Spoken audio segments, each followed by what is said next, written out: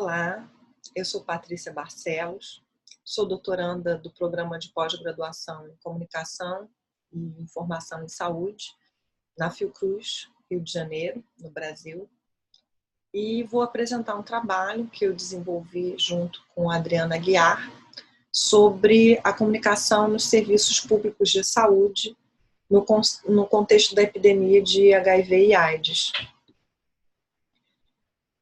O nosso trabalho teve como título a comunicação sobre o HIV nas práticas de saúde, no Sistema Único de Saúde, Brasil.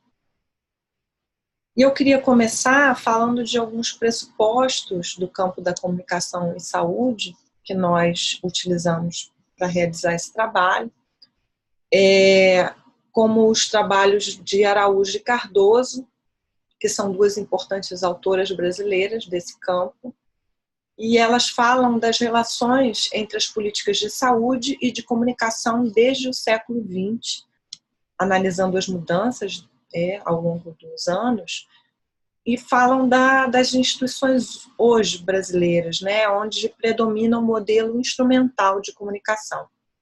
Esse modelo tem como características ser bipolar, unidirecional e ter a transmissão de informações como sentido, tanto nas práticas educativas quanto na comunicação profissional usuário. Mas essa forma de entender a comunicação reduz sua complexidade, produz uma prática que privilegia a voz do emissor, que seria o profissional de saúde, que busca desenvolver outras condutas, modificar as más condutas de um usuário que seria receptor do processo comunicacional e seria carente e ignorante. Mas, através do Sistema Único de Saúde, que é implementado na Constituição de 1988, a gente tem um novo modelo de saúde que busca modificar a forma de entender o processo de saúde e doença. Então, esse modelo busca substituir o modelo centrado no hospital e na causalidade biológica das doenças. E as boas práticas de saúde, então, passam a considerar os aspectos sociais, culturais, individuais do processo de saúde e doença, além de problematizar as interações, tanto na comunicação entre profissional ou usuário e também a comunicação numa equipe de saúde. A comunicação, então, passa a ser bastante importante para o desenvolvimento desse modelo da saúde, da atenção integral, e a expectativa é que se promova nos serviços uma comunicação mais dialógica que considere os usuários como sujeitos do processo.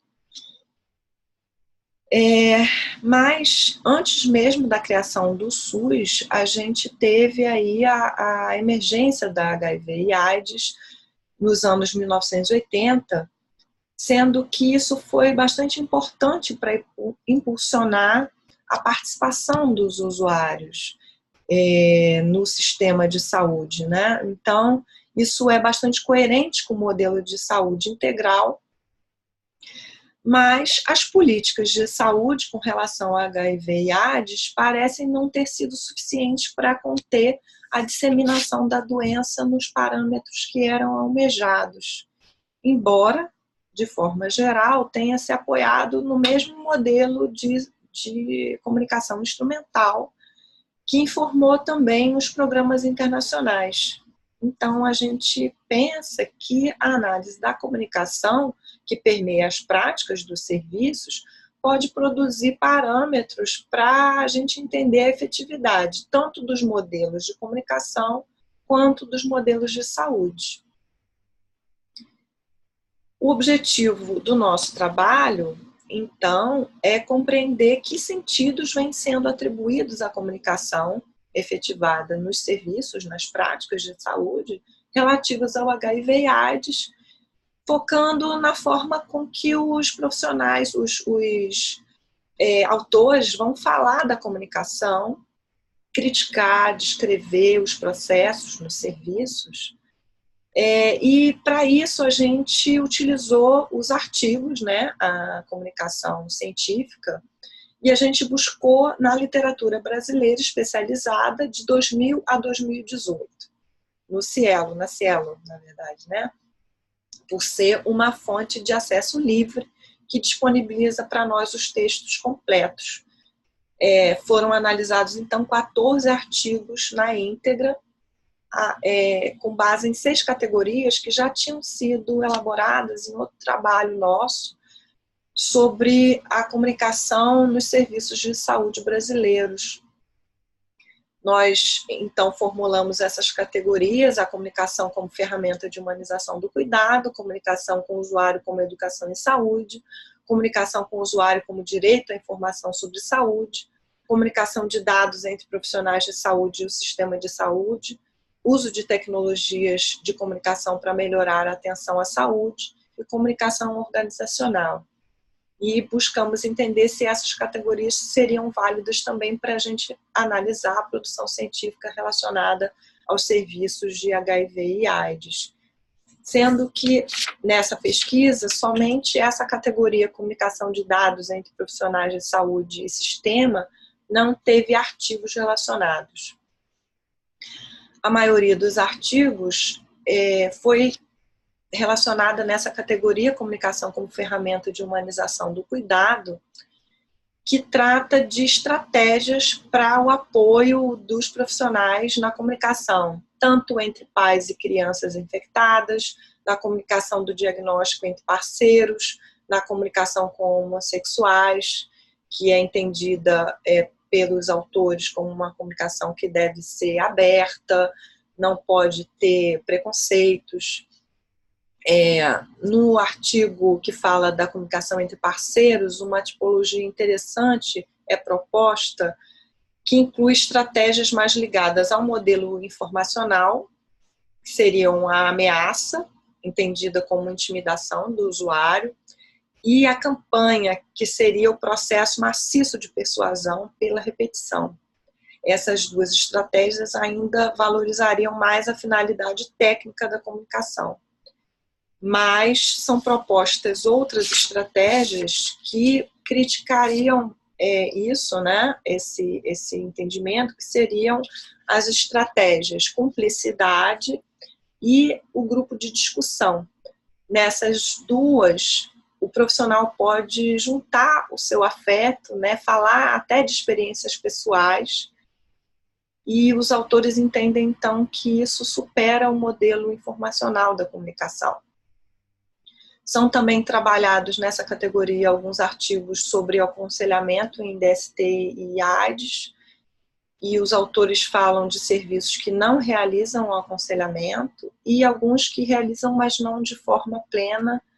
Eles entendem que isso não é realizado plenamente, possivelmente porque o paradigma biomédico ainda é mais importante nesses serviços.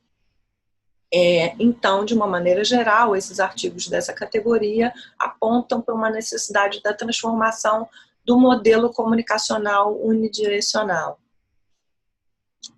Na categoria comunicação com o usuário como direito à informação sobre saúde, os artigos apontam a importância do fornecimento de informações e da sua compreensão para adesão à terapia antirretroviral, mas eles falam da falta de tempo, das crenças negativas dos usuários sobre a efetividade e o julgamento moral dos médicos, que muitas vezes atrapalham, né, e afastam os profissionais dessa parte do cuidado, que seria bastante importante, é entendida como importante, mas que deve ser centrada nas necessidades do usuário. Na categoria comunicação com o usuário como educação em saúde, os artigos falam que a educação é promovida nos serviços, mas ainda não utiliza referências da análise cultural, da pesquisa psicossocial, não consideram o contexto prático da vida das pessoas, dos usuários. Então, os artigos, na verdade, criticam esse sentido de comunicação como educação em saúde. Na categoria comunicação organizacional, os artigos falam da melhoria necessária nas trocas entre os profissionais e também entre os programas e os serviços para que o planejamento e a realização das ações seja melhor. Eles falam de serviços do PSF, do Programa de Saúde da Família brasileiro, e serviços especializados e de tuberculose, que precisam conversar mais para atender melhor aos usuários.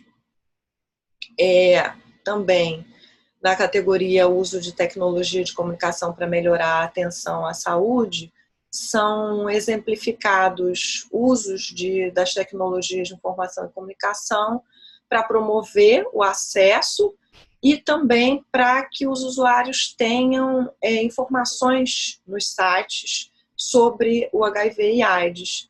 Então, o Facebook também é tratado como forma de comunicação organizacional nos Ministérios da Saúde do Brasil e do Peru. Como conclusões, nós temos que na base Cielo ainda são pouco numerosos os artigos, mas para um entendimento melhor sobre a abrangência, né, desse tema, a gente entende que seria necessário consultar outras bases, até para entender se de fato é um tema negligenciado na pesquisa. E, de uma maneira geral, os artigos que a gente avaliou falam das adequações dos serviços e da educação continuada que os profissionais devem ter para uma melhor comunicação com os usuários. Eles afirmam com dados empíricos as vantagens da gente ter a comunicação como um diálogo e não como uma reprodução do discurso biomédico. Entendem que no momento do diagnóstico deve haver um aconselhamento adequado, sem julgamentos morais, sem estigmatização, o que revelaria um despreparo dos profissionais nos aspectos relacionais do cuidado.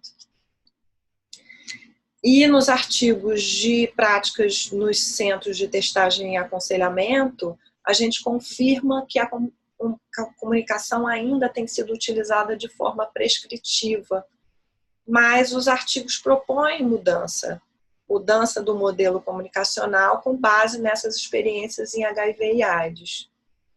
Também ressaltamos a importância da internet como meio de comunicação entre os profissionais e usuários e como fonte de informação sobre HIV e AIDS, mas entendemos que os ambientes virtuais podem ser melhor aproveitados na medida em que o seu potencial interativo seja considerado, e não como repetição de normas de comportamento.